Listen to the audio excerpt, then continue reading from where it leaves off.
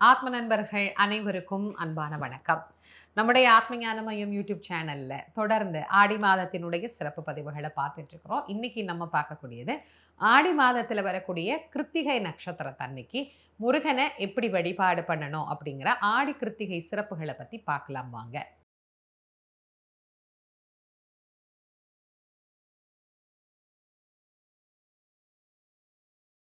ஆடி மாதம் அம்பாளுக்கு விசேஷமான மாதம். ஆனா, ஆடி மாசத்துல முருகனுக்கு விசேஷமான ஒரு நாள் உண்டு. அது ஆடி கிருத்திகை. அம்பாளுக்கு ரொம்ப பிரியமான பையன் அப்படின்னா, அது முருகன் தானே. அதனால தான் பார்வதி பிரியநந்தனாய நமஹா அப்படின்னு அவருக்கு ஒரு நாமமே உண்டு. அம்பாளுக்கு ரொம்ப செல்ல புள்ள, விருப்பமான புள்ள. அதனால முருகப்பெருமானையும் இந்த மாதத்துல நாம கொண்டாடி மகிழலாம். பொதுவா ஆடி மாசம்னு வந்துட்டா, அம்பாள மட்டும் தான் கொண்டாடணும் அப்படிங்கிறது இல்ல. விநாயக பெருமானுக்கும் சிறப்பான வழிபாடு உண்டு. ஆடி செவ்வா பிள்ளையார கும்பிடுவாங்க. சிவபெருமானுக்கும் சிறப்பான நாட்கள் உண்டு. ஆடி மாசத்துல வரக்கூடிய பிரதோஷங்கள் எல்லாமே ரொம்ப சிறப்புக்குரிய பிரதோஷங்கள் தான். அதே மாரி நாராயணரை வழிபடக்கூடிய நாள் ஆடி தபசு அப்படிங்கிற ஒரு நாள்ல நாராயண வழிபாடும் உண்டு. அப்ப எல்லாருக்கும் விசேஷம்னா முருகனுக்கும் உண்டு தானே. முருகனுக்கு ரொம்ப விசேஷமானது கிருத்திகை. இந்த கிருத்திகை ஆடி மாசத்துல வரக்கூடிய ஆடி கிருத்திகை ரொம்ப ரொம்ப விசேஷமானது. இந்த ஆண்டு ஆடி மாதத்துல வரக்கூடிய கிருத்திகை என்னைக்கு வருது அப்படிங்கிறதுலயே நிறைய பேருக்கு ஒரு குழப்பம் இருக்கு. 6ஆம் தேதியா 7ஆம் தேதியா அப்படின்னு. முதல்ல கிருத்திகை எப்ப ஆரம்பிக்குது, என்னைக்கு வருது அப்படிங்கிற அந்த தேதியும் நேரமும் பார்த்துட்டு வந்துருவோமா? 6/8/2026 மாலை 6:18 ஆரம்பிக்குது கிருத்திகை நட்சத்திரம். 7/8/2026 மாலை 4:51 வரைக்கும் கிருத்திகை நட்சத்திரம் அமைஞ்சிருக்கு. இதுல அநேகமான இடங்கள்ல 6ஆம் தேதி தான் நமக்கு கிருத்திகை நட்சத்திரம் அப்படிங்கிறது மாலையில இருக்கு அப்படிங்கிறதுனால அன்னைக்கு நமக்கு கிருத்திகையாக ஆடி கிருத்திகையாக கொண்டாடப்படுகிறது.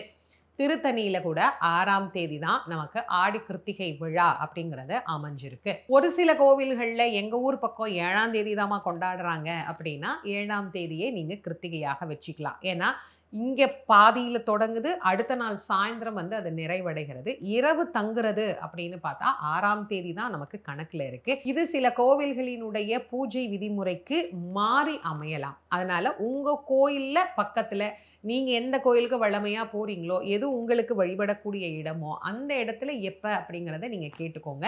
நான் பொதுவா உங்களுக்கு கிருத்திகையினுடைய வழிபாட்ட நான் சொல்லிர்றேன்.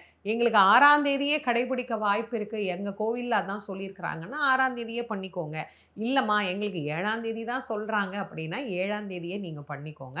6 இரவு கிருத்திகை தங்குறது விசேஷமானது அப்படின்னு நிறைய இடங்கள்ல 6ஆம் தேதி தான் இது கொண்டாடப்படுகிறது.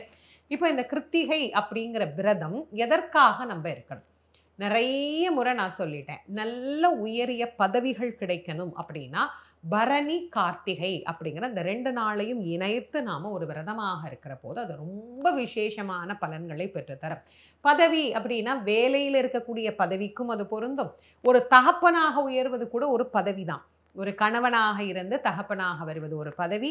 ஒரு மனைவியாக இருந்து ஒரு தாயாக உயர்வதும் ஒரு பதவி தான். அப்ப குழந்தை பேருக்கும் இந்த நாள் ஒரு நல்ல விசேஷமான நாள். திருமணம் ஆகணும் அப்படின்னு நினைக்கிறவங்களும் முருகப்பெருமான வழிபாடு பண்ணலாம். பிரார்த்தனைகள் எதுவாக வேண்டுமானாலும் இருக்கலாம். ஆனா இந்த நாள் கேட்டதை நமக்கு அப்படியே பெற்றுத்தரக்கூடிய ஒரு அற்புதமான நாள் அப்படின்னா வச்சுக்கோங்களேன். கேட்டது கிடைக்கும், நினைத்தது நடக்கும் முருக வழிபாட்டுல. அதுல ஆடி மாதத்துல வரக்கூடிய இந்த கிருத்திகைய பரணியோட நீங்க விரதம் இருக்கிறீங்க அப்படின்னா 5ஆம் தேதியே உங்களுடைய விரதத்த ஆரம்பிச்சு நீங்க தொடங்கலாம். இல்ல 5ஆம் தேதி எங்களால முடியாது. ஒரே நாள் இருக்கலான்னா 6 பரணியும் இருக்கு, கார்த்திகையும் இருக்கு. பரணியில விரதத்த ஆரம்பிச்சு கார்த்திகையில நீங்க பூர்த்தியே பண்ணிரலாம். அதனால 6ஆம் தேதி காலையில எழுந்து உபவாசமாக இருந்து, உங்களுடைய பிரார்த்தனை எதுவோ அந்த பிரார்த்தனையை முருகன்ட்ட செலுத்துங்க. வழிபாட்டுக்கு என்ன பயன்படுத்துறது? பால் அபிஷேகம் பண்ணிக்கலாம். வீட்ல முருகர் விக்கிரகம் வச்சிருந்தீங்கன்னா பாருங்க, பண்ணுங்க. அப்படி இல்லன்னா, பக்கத்துல கோயில்ல போய் பால் அபிஷேகம் முருகப்பெருமானுக்கு செய்றத பார்க்கிறதும், அதுல நாம நம்மளால முடிஞ்சத குடுத்து கலந்துக்கிறதும் ரொம்ப ரொம்ப விசேஷமானது. வீட்லயே வழிபாடு செய்றதுக்கும் நான் உங்களுக்கு சொல்லிர்றேன். எளிமையான நைவேத்திய பொருட்கள் சுவாமிக்கு வச்சுக்கோங்க. தேன், தினை மாவு வச்சுக்கலாம். இல்ல 2 வாழைப்பழம் வெத்தல பாக்கு வச்சுக்கலாம். ஒரு பாயசம் பண்ணி வச்சுக்கலாம். ஏதோ ஒண்ணு. நெறைய பேருக்கு கிருத்திகை அன்னைக்கு இலை போடுற வழக்கம் இருக்கு. பகல் மட்டும் உபவாசம் இருந்து மதியம் இலை போட்டு விரதம் விட்டுருவாங்க. அப்படிப்பட்டவங்களும் நீங்க இந்த விரதத்த எடுத்துக்கலாம். இல்ல முழுக்க நாங்க உபவாசமா இருக்கிறோம்னா, மாலையில உங்களுடைய விரதத்த பூர்த்தி பண்ணிக்கோங்க. எப்ப நீங்க உங்க வழிபாடு பண்ணாலுமே, நான் கிருத்திகைக்கும் சரி, முருகனுடைய வழிபாடு, சஷ்டிக்கும் சரி, எல்லா நாளுக்குமே சொல்லக்கூடிய ஒரே வழிபாடு ஷட்கோண தீபம் ஒண்ணு இருக்கு. இந்த ஷட்கோண தீபம் காலையிலயும் ஏத்தலாமா? சாயங்காலமும் ஏத்தலாமான்னு சில பேர் கேட்குறீங்க. ஏத்திக்கலாம். ஒண்ணும் தப்பில்ல.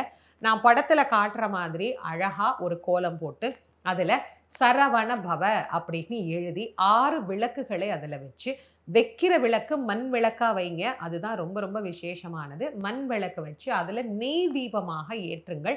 அது ரொம்ப ரொம்ப விசேஷமான பலனை உங்களுக்கு பெற்றுத்தரும். காலையிலயும் ஏத்துங்க. அதே விளக்க சாயங்காலம் ஏத்தலாமான்னு சில பேர் கேட்குறீங்க. அன்னைக்கே ஏத்துறதா இருந்தா சாயங்காலமும் நீங்க ஏத்திக்கலாம். ஒண்ணும் தப்பில்ல. இந்த மாதிரி ஷட்கோண தீபம் ஏற்றி வைத்து, முருகனுக்கு விசேஷமான பதிகங்கள், கந்த சஷ்டி கவசம், கந்த குரு கவசம், கந்தர் அலங்காரம், கந்தர் அந்தாதி இதெல்லாம் நீங்க பாராயணம் பண்ணுங்க.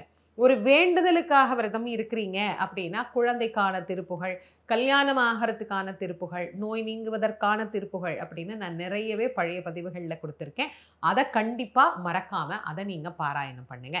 மாலையில இந்த மாதிரி நீங்க விளக்கேற்றி உங்களுடைய விரதத்த பூர்த்தி பண்ணிட்டு, முருகப்பெருமான் கிட்ட உள்ளன்போடு பிரார்த்தனை பண்ணிக்கோங்க. என்ன கேட்கிறோமோ அது நிச்சயமாக நமக்கு கிடைக்கும். நெறைய பேரு இந்த ஆடி கிருத்திகை அன்னைக்கு அவரவருக்கு இஷ்டமான கோவில்களுக்கு ஏதாவது ஒண்ணு செலுத்துறேன் அப்படின்னு வேண்டியிருப்பாங்க. நெறைய பேர் புஷ்ப காவடி எடுக்கிறது, அதே மாரி பால் குடம் எடுக்கிறது, இந்த மாதிரி சில வழிபாடுகளும் செய்றதா பிரார்த்தனை பண்ணியிருப்பாங்க. அந்த மாரி பிரார்த்தனைக்கு உரியவங்க, அதற்குரிய நாள்ல இந்த பிரார்த்தனைகளையும் செலுத்திட்டு, முருகப்பெருமான் கிட்ட ஏற்கனவே நாங்க வேண்டியதற்கு எங்களுக்கு எல்லாத்தையும் குடுத்துட்டப்பா. ஒவ்வொரு முறையும் உன்ன நாங்க வந்து நன்றியோட வழிபாடு பண்றோம். எங்களுக்கு எல்லா விதமான நலன்களையும் குடு அப்படின்னு நம்ம பிரார்த்தனை செய்தும் வழிபாடு செஞ்சுக்கலாம். வாய்ப்பு இருக்கிறவங்க கோயிலுக்கு போங்க. கோயிலுக்கு போனா ரொம்ப கூட்டமா இருக்குமா, நிம்மதியா சாமியே கும்பிட முடியல அப்படின்னு நெனைக்கிறீங்களா? வீட்லயே உட்காருங்க. பொறுமையா ஷட்கோண தீபம் ஏத்தி, முருகப்பெருமானுக்குரிய மந்திரங்கள்லாம் சொல்லி, திருப்புகழ்லாம் படிச்சு, பொறுமையா நீங்க வழிபாடு பண்ணுங்க. அதுவே உங்களுக்கு ஒரு நல்ல உயர்ந்த பலனை கண்டிப்பாக பெற்றுத்தரும். இந்த ஆடி கிருத்திகை பதிவ உங்களுடைய நண்பர்கள், உற்றார் உறவினர்களோட பகிர்ந்து கொள்ளுங்க. நம்முடைய ஆத்ம ஞானமயம் யூடியூப் சேனல இதுவரைக்கும் நீங்க சப்ஸ்கிரைப் பண்ணலைன்னா பண்ணிக்கோங்க. மீண்டும் மற்றும் ஒரு சிறப்பான ஆடி பதிவில் உங்கள் அனைவரையும் சந்திக்கும் வரை உங்கள் அனைவருக்கும் நன்றியும் வணக்கமும் கூறி விடைபெறுவது திருமுருக வள்ளல் வாரியார் சுவாமிகளின் மாணவி தேசமங்கேற்கரசி. நன்றி, வணக்கம்.